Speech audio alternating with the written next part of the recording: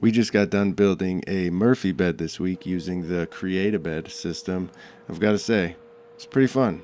Pretty fun build. Different from our normal cabinets that we're building around here. And the Create-A-Bed system is really nice to use. They give really, really detailed instructions with full cut lists. They give you a full materials list that you're going to need. All their hardware and everything is really high quality. And this build was pretty easy and could be done with really minimal tools. So if you're in the market for a Murphy bed or thought about tackling one on your own, don't be intimidated. You can do it. It's pretty easy. Look into the Create-A-Bed system and make your own Murphy bed.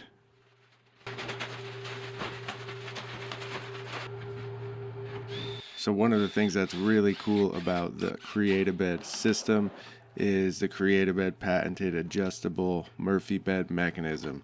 If you've ever built a Murphy bed in the past with one of those springs and you know that getting the tension right and adjusting it and everything is not easy and it can be dangerous. In the Create-A-Bed system, their mechanism allows the beds that are too heavy to lift or too light to remain on the floor to be effortlessly and easily adjusted in seconds, providing optimal weight balance glides when lifting or lowering. The gas pistons that they use are super smooth, and lowering and lifting this thing up and down is very easy. And the pistons right there, you can see them just snapping in, and they work really, really good. The other really cool thing about the Create-A-Bed system and making your own is you can customize this thing and use whatever material you want and have it look however you want, which is pretty cool.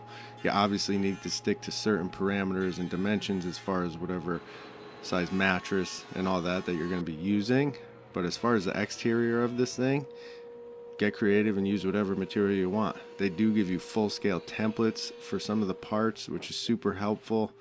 And you can add bookcases to the left and right of this thing. We went with a large shaker panel in the front made out of cherry, and I think it turned out pretty cool.